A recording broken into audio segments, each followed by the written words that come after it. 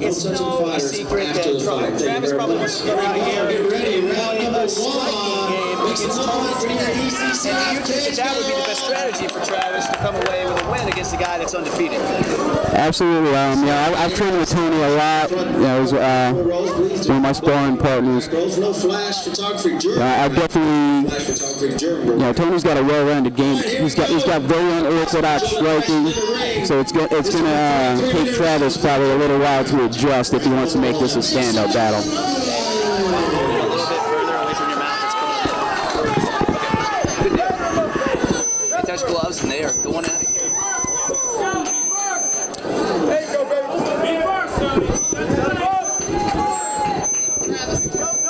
Might be that one. You're good, Brad. You're good, Brad. I don't know what happened. Hands up. Hands up, Sonny. I think it's that one, yeah. Okay. Anyway, both of these guys going at it, pretty well here.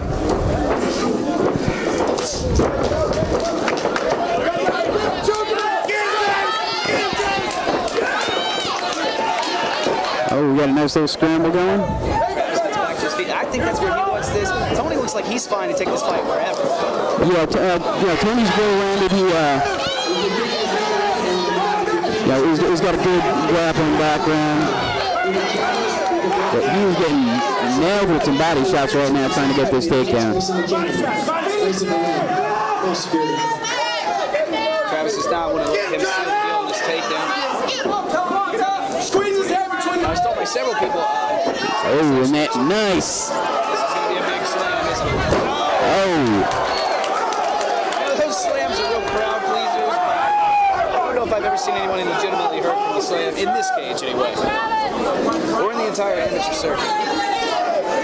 Well, I've broken some ribs before in a couple of different cages, so all depends on the execution, I guess. But Tony did the smart thing and walked him right over to his corner. That's good training right there. That's something that is taught. If you're relocating the fight, bring it to us. Yeah, that's. You really can't teach that kind of clear-headed thinking. As you can see, if you watch Tony right now, he's not even really panicked. He's very calm. So is Travis. But guys that have 3 fights between the both of them, Yeah, absolutely. Like I said, that's something you can't teach. Tony's been smart. You don't see a lot of guys really working on that liver, but that can have very detrimental effects to your opponent later in the fight. He is nailing it right on the spot here. Yeah, he's using the punch pass philosophy. He's got that right arm locked up in here. Very interesting half guard position here.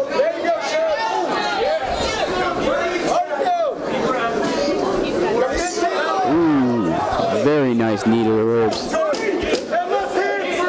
guys ate a lot of body shots this round.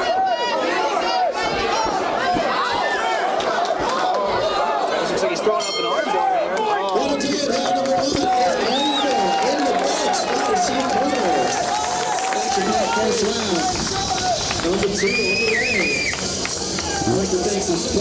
Doesn't really look like cardio is going to be a factor in this fight as of yet. These guys, in the lighter weight classes, for some reason, it's like they have like 6 different lungs to use for one fight. It's amazing the way that these guys swing and swing, work the ground, and keep going. It's well, everybody loves Little Guys. As it goes, you got to be telling Tony, you're doing great, you're ahead right now. You're doing a big strategy. What do you tell Travis coming at it? I think his best game plan is to try to keep it on his feet. Slow the pace down a little bit. I think Tony's doing a much better job of keeping the pace constantly pressured. Yeah, Tony definitely looks like he's able to handle a very high pace. I know personally he is.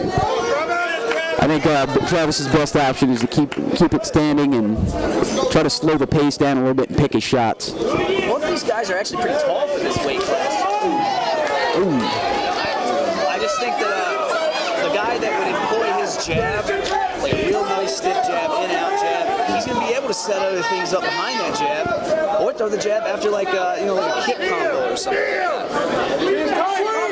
Absolutely. When Travis had it standing, he just landed 2 big shots on Tony, but Tony was immediately looking to shoot. Got the big slam and got it back on the ground. He kept his chin tucked so he would not get caught. That's a lot of guys lose that whenever they're out here. The chin comes up, they're moving around, the hands don't come up, but not Tony here. Yeah, you see that with a lot of the highest on fighters. I train with a bunch of them. They come in well-rounded, well-conditioned. They get to train with a lot of top talent in the area. Even the guys that aren't at the school, they get a bunch of guys traveling through there. Very accomplished school, no doubt.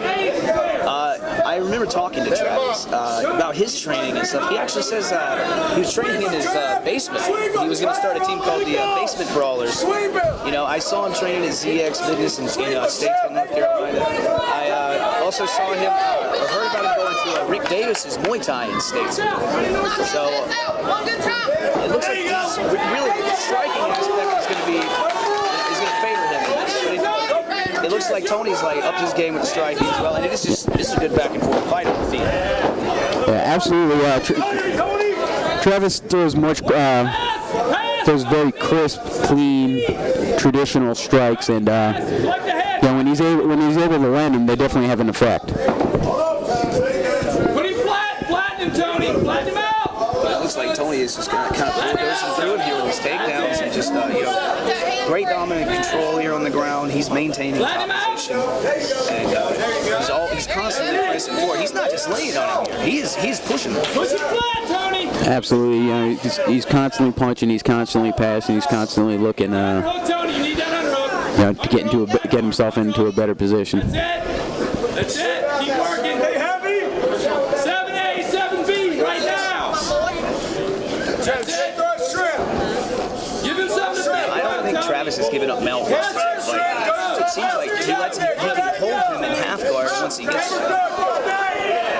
7A, 7B. He keeps going for that. Yeah, it looks like he actually likes the half guard position a little bit. I saw him working a shoulder crank on Tony that almost caught him a little bit, and looks like he's going for it again. Almost looked like he was going to come up with a rubber guard. Going into the final round here, Tony got to be ahead on the scorecard. 2 rounds done here. Travis is landing some decent strikes and stuff. It's just the majority of the fight is taking place on the ground. Yeah. Doesn't seem to have anything to say about that. Tony's definitely been able to dictate where the fight's been going.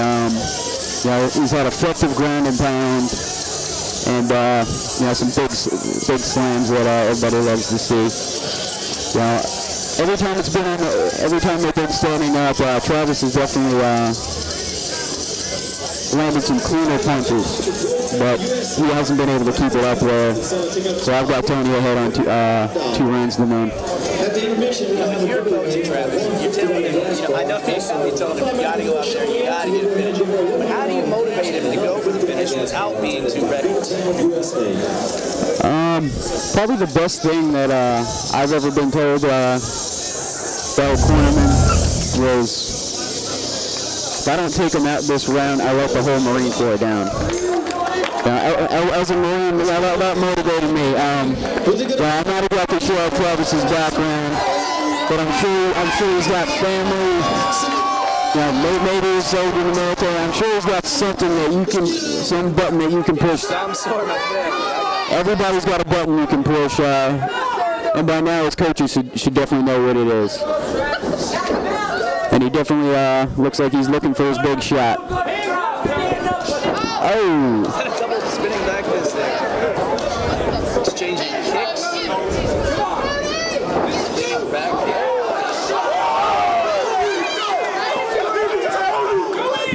of stand-up work room. Big time. Big shots landed here. Both guys throwing hard.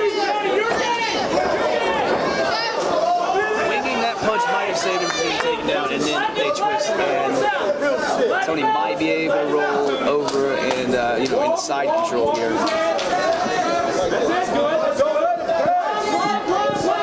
He's looking for the back or a full mount. And now we got some vicious ground and pound yet.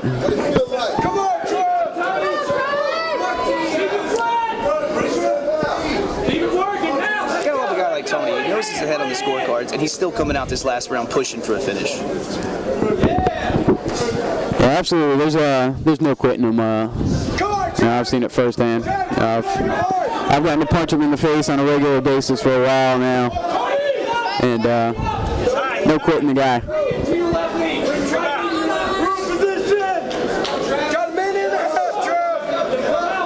This is one of those fights that I'm talking about. It looks like Travis needs to, work on sweeps a little bit. There's been several. He's been in half guard for a large portion of the fight here, and it seems like a half guard sweep is pretty easy to pull off. And you got pretty good statistics with a half guard sweep if you do it correctly. Yeah, absolutely. I'm a big fan of sweeps. Didn't even really look like he's looking to use the cage to walk up. I'm not sure if his school has a cage. You can usually tell the guys that get regular wall work. Because anytime your back touches a cage, you should be looking to get up. It's almost like an instinct that gets bred into you from working in the cage. Absolutely. Some vicious ground and pound by Tony.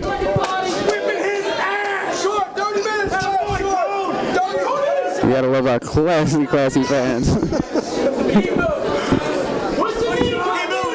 There's no quitting the fighters, there's no quitting the fans either. Absolutely. I guess he definitely has an opinion on who's winning this fight. All right, 10 seconds left. Is that going to motivate Travis to do something here? He's got to do something. He's got to know he's losing. I don't know. I think it might motivate Tony. Tony wants a finish. If everything goes according to the way it should with the judges, this would actually be his second decision. And as hungry as he looks tonight, I can't imagine the next guy that he fights after 2 decisions. All right, that was a fantastic fight. Travis Short is definitely a warrior. He came in here ready to fight and looking to throw big shots and landed some real crisp shots. He did his stand-up, but on point. It was just the versatility of Tony. I think was a little too much for him. Tony was landing some hard shots too. Yeah, absolutely. Tony was willing to stand and trade when he felt like it, and then he was immediately looking to use his wrestling to get a nice slam, and then ground and pound and some jiu-jitsu. We can only look forward to more from both of these guys. That was an exciting fight for both of them. Yeah, absolutely. I don't think Travis has done it by any means. He's had the unfortunate pleasure of running into some real tough guys right away. That's what amateur's all about, though. You come in, you find out what you suck at, and you get better at it for the big league, which I'm sure that's what you did with your amateur career, if you had any weaknesses. Oh, no, actually I was an idiot with my amateur career. My amateur career was way too short, but when I started fighting, there wasn't very much. MMA had just started in the area. There wasn't a ton of promotions to fight for. It wasn't like it was now. There were no fights. I had 4 fights, won a title, and I'd never even lost a round, so I decided to go pro to try to get in the Ultimate Fighter at the time. Why not, right? At the time, the move made sense, but now that looking back on it, I wish I had a longer amateur career. That probably was the reason why I had my only 2 losses. Those should have been amateur fights. I should have learned those lessons as an amateur. We are here with Tony Chan, who walks away away tonight with the unanimous decision victory. How happy are you tonight to walk away? You know, any win is a good thing, but a little disappointed I couldn't finish him. That dude's a tough guy. Definitely want to try to Introducing get your his first first win against fighter, me, coming to you out but of just a little bit the better than him in blue every aspect, I think. This fighter stands You know, at nobody can hold that decision 5 against you. inches You were tall. pressing the action. It just showed how it did not show that you couldn't finish. It showed that he was just one Looking to tough get his guy. Yeah, he first definitely win was. in He the ring definitely was. tonight. My cardio came in good. I worked hard for this. I can't take all the credit. You know, I definitely had a good camp. All my instructors, Paul Boo, James Presley, Don Boxer, Lewis Brady, Adam Gart, my strength conditioning. Sparring partners like Keith Richardson, Kevin Ferrant, Charlie Vivas, who's on the card tonight, Salah Hemadash, who's on the card tonight. You know, all fighting title shots. When you go in there and spar with those guys every day, you kind of have to get good. So. No doubt, no doubt. Was this guy instrumental in your win tonight? It's kind of hard to say when he's always kicking my ass all over the place. So, you made it look 10 times easier in there. You know, like, you know, it's easy for us to see out here how calm you look when you're in there. Yeah, your training partners in your school definitely have to come into play for that. Oh, absolutely. I mean, if anyone says that they don't get nervous before a fight, they're a goddamn liar. I was nervous as hell.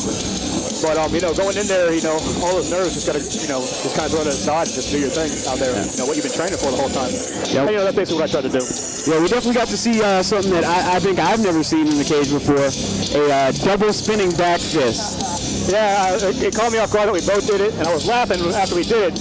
He wasn't laughing, and he started pointing at me. So. I think he was a little more mad at his miss than you were. And I thought I set mine up better than his, but we just, yeah. Either way, man, you walk away with an impressive win. And as hungry as you look to finish tonight, I'm sure you're going to get the next one. Yeah, we'll see. All right. All right, we look forward to seeing you again, man. Thank you for having me, Keith.